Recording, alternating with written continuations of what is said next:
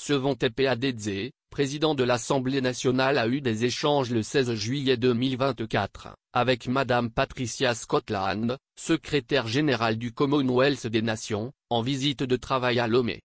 La rencontre avec le président de l'Assemblée nationale s'inscrit dans le cadre des échanges institutionnels visant à renforcer les liens entre le Togo et le Commonwealth, suite à l'adhésion récente du pays à cette organisation intergouvernementale. Au cours de cette audience, Madame Patricia Scotland a présenté ses civilités et félicité le président de l'Assemblée nationale pour son élection à la tête de l'institution parlementaire.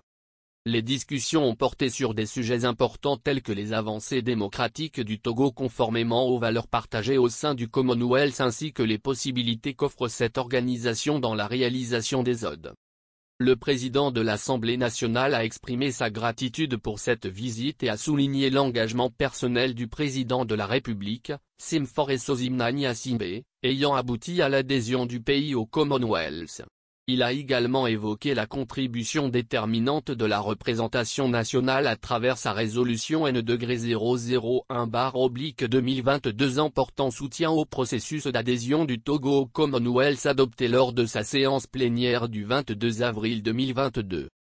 Le président de la représentation nationale s'est engagé à tout mettre en œuvre pour l'adhésion de l'Assemblée nationale du Togo à l'Assemblée des parlements du Commonwealth.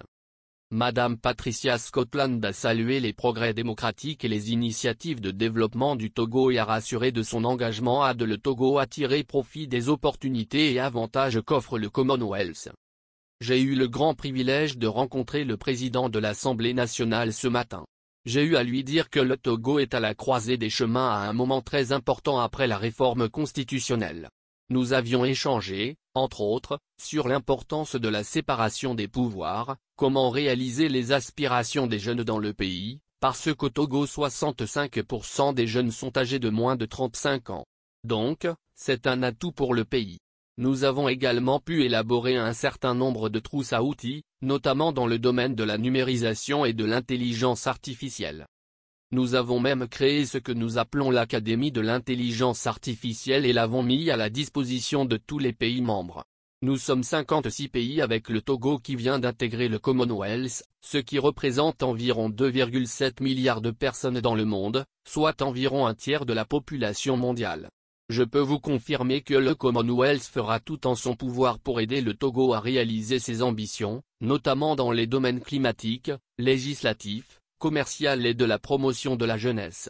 Nous voulons également réaliser l'espoir et les aspirations de tout le peuple togolais, et nous allons vous soutenir dans la mesure du possible, notamment à travers les outils que j'ai évoqués précédemment, a indiqué Patricia Scotland, secrétaire générale du Commonwealth.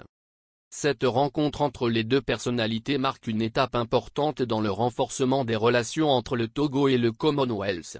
Le Togo a officiellement rejoint le Commonwealth le 25 juin 2022 à l'issue du sommet de Kigali, et son drapeau a été hissé pour la première fois à Marlborough House, le siège du Commonwealth à Londres. Cette visite de Madame Patricia Scotland à Lomé vient consolider ces liens et balise la voie à de nouvelles perspectives de collaboration entre le Togo et le Commonwealth.